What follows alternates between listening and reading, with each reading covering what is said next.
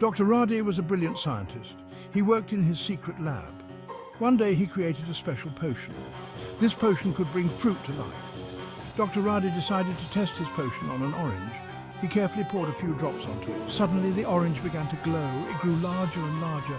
Then with a pop, it transformed. Standing there was Dr. Orange, a tall, vibrant figure with a big smile. Dr. Orange looked around in amazement. He was alive. He could see, smell and feel. He looked at Dr. Radi with wide eyes. "Who are you?" Dr. Orange asked in a voice as smooth as freshly squeezed juice. Dr. Radi chuckled, pleased with his creation. "I am Dr. Radi," he said, "and you, my friend, are Dr. Orange." Dr. Orange was amazed by his new form. He learned quickly, soaking up knowledge like a sponge.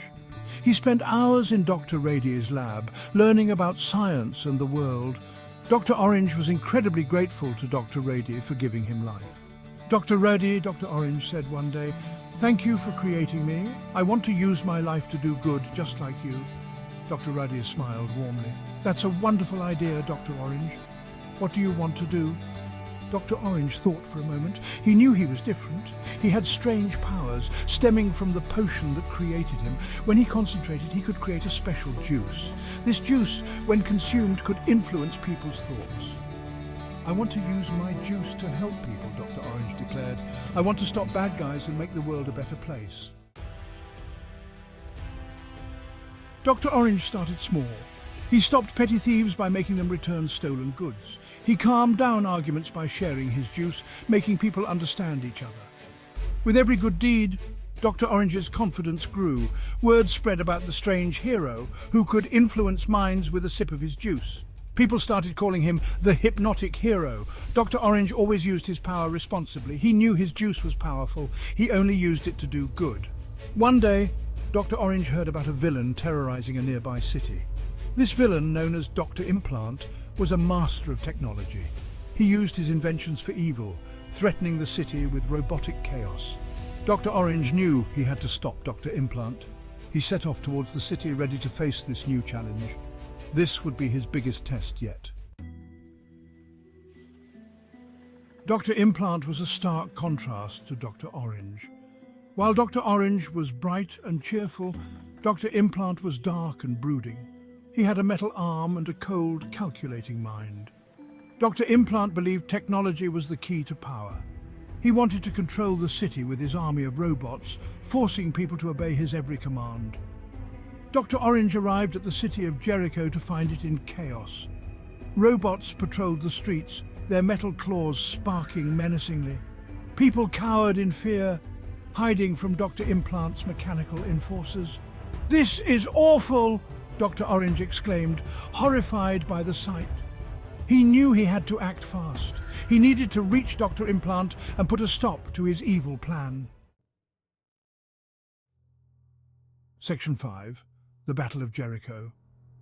Dr. Orange confronted Dr. Implant in the city square. The two figures, one bright and one shadowed, clashed in a battle that would decide Jericho's fate. "You think you can stop me with your silly juice?" Dr. Implant sneered, unleashing a barrage of rockets from his metal arm. "I control technology! I am power!" Dr. Orange created a force field with his juice, deflecting the rockets. He knew he couldn't fight Dr. Implant's robots head-on. He had to be clever. He needed to reach Dr. Implant and appeal to any shred of good that might be left in the villain's heart. Section 6. A city in peril. The battle raged on, leaving a trail of destruction in its wake. Buildings crumbled, sparks flew, and the people of Jericho cowered in fear. Dr. Orange dodged laser beams and repulsed robotic claws, but Dr. Implant was relentless. Dr. Orange realized he couldn't keep fighting like this. He needed to find a way to end the battle without causing more destruction. But how could he reason with someone so consumed by power? He had an idea. It was risky, but it might be the only way. He had to make Dr. Implant see the error of his ways. He had to make him understand the pain he was inflicting. Section 7. Dr. Orange's Dilemma. Dr. Orange saw an opportunity. Dr. Implant was distracted, gloating over his perceived victory. Dr. Orange took a deep breath and concentrated, creating a very special batch of his hypnotic juice. This juice wasn't meant to control, but to enlighten. This was a risky move. Dr. Orange knew that using his powers in this way could have unforeseen consequences, but he was desperate. He had to try something to stop Dr. Implant's reign of terror. He launched the juice-filled sphere towards Dr. Implant.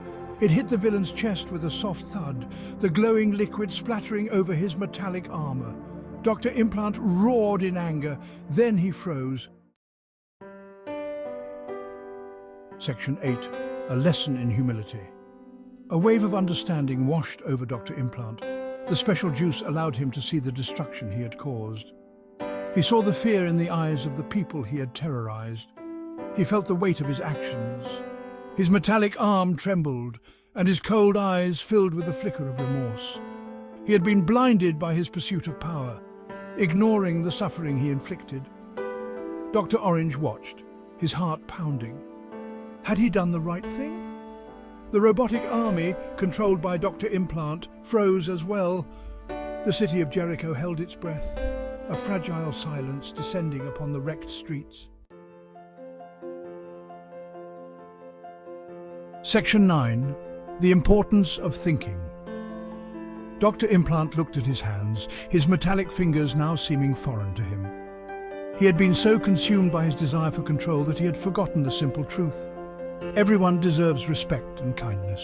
Dr. Orange approached cautiously. Dr. Implant, he began, his voice gentle but firm.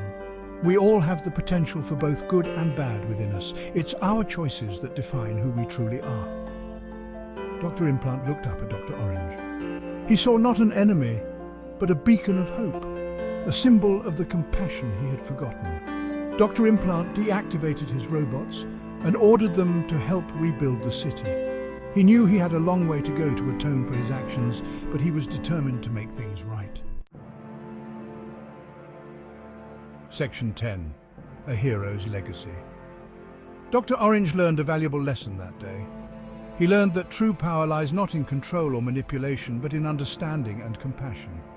Dr. Orange's story teaches us that we should always think before we act. We should use our abilities, whatever they may be, for good. And most importantly, we should always strive to be humble and compassionate, treating others with kindness and respect.